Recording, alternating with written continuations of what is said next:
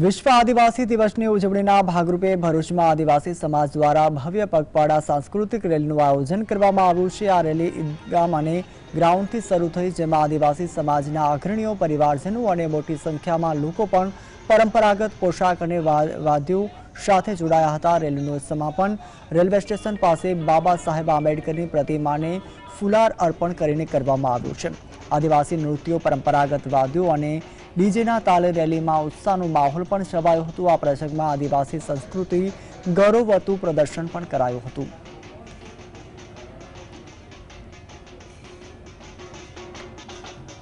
આ તહેવાર ઉજવી અને આપણે આદિવાસી સમુદાયની સાથે સાથે જે અન્ય સમુદાયો જે છે એમને પણ અમે મેસેજ આપવા માંગીએ છીએ કે ભાઈ તમે આ જે દુનિયાનું જે ગ્લોબલ વોર્મિંગ થઈ રહ્યું છે એને કઈ રીતે અટકાવી શકાય, દુનિયાને કઈ રીતે તમે બચાવવા માટે તમારું કન્ટ્રીબ્યુશન આપી શકો, એ આશયથી આ તહેવાર ઉજવવામાં આવે છે।